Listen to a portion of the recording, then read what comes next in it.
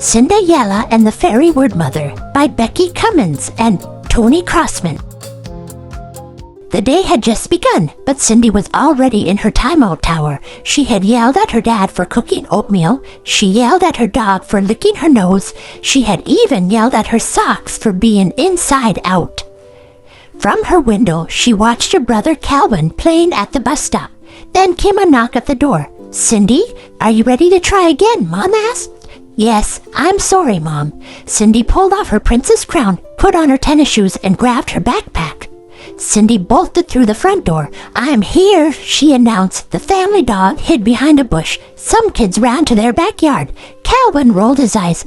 "Oh, great. Here comes CinderYella," he said. Cindy hated that name. She tried to remain cool.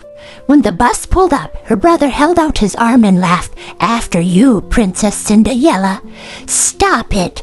Leave me alone!" Cindy screamed. The bus driver shook his head. Cindy had calmed down by lunch. Her classmate, Jill, was passing out envelopes. She skipped past Cindy. "What are those?" asked Cindy. Jill looked down.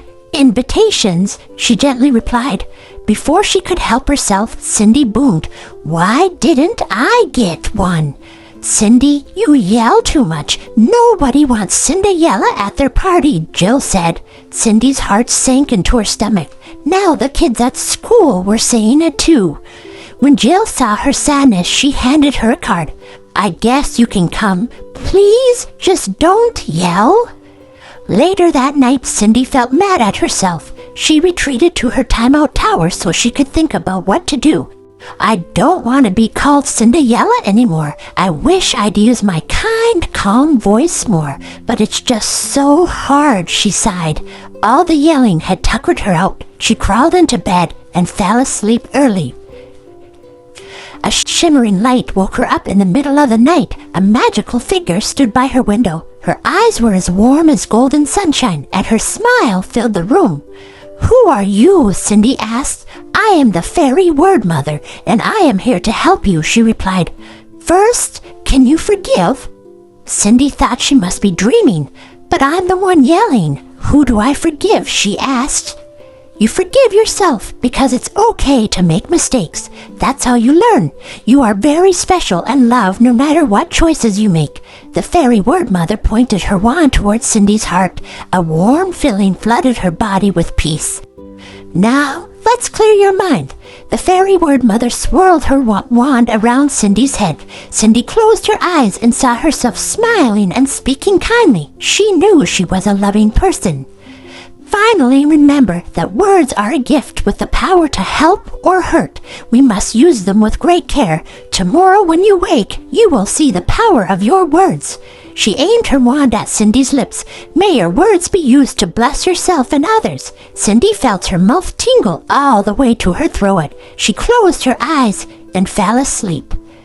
The next day, Cindy was so excited for Jill's party, she jumped up and scooted to get breakfast. Dad was making oatmeal again. Yuck! She was about to let him have it, but as she opened her mouth, it began to tingle. The Fairy Word Mother. Hadn't that just been a silly dream? Cindy decided to give Dad a sweet compliment instead. "Thanks for making me a healthy breakfast, Dad." A cloud of sparkles appeared around him. "Thanks, Cindy. That is so nice of you to say." Cindy wondered if her words really had this much power. She found her dog sleeping in his bed. "You are so cute. I love you." A sparkle storm swirled around the dog, who leapt into the air and rolled over with joy. Next, Cindy found a half-dead plant. "Your flowers are beautiful. Thank you for giving me air to breathe." Bam! Sparkles rained down on the wilted buds, and they perked up. "Wow, this really works," she thought. It was almost party time, and Cindy couldn't wait to try out her magical words on her friends. As Cindy was brushing her teeth, Calvin came in. "CinderYella," he teased. The tingle in Cindy's mouth reminded her to stay calm. "Are you going to that party you weren't really invited to?" Calvin smirked. Cindy couldn't help herself. "Stop! You are the worst brother ever!" Poof! A cloud of brown dust appeared. Cindy looked down to see a pile of mud on the floor. "Oh no! What have I done?" Cindy touched her lips. Calvin looked so confused. "Wait till Mom and Dad see that." Cindy started to cry. I promise I will not yell anymore. You just hurt my heart. I'm sorry I said that. Her brother thought that his words had hurt her. It's okay. I'm sorry I picked on you. Cindy knew her parents wouldn't let her go to the party if they saw what a mess she'd made. She spent the next hour scooping and scrubbing. Calvin grabbed a mop and helped. Cindy thought about how mean words were, like mud. Yucky, hard to clean up, and could leave a stain on someone's heart. When everything was finally clean, it was time to go to the party. She needed to stay calm. She couldn't risk mucking anything else up.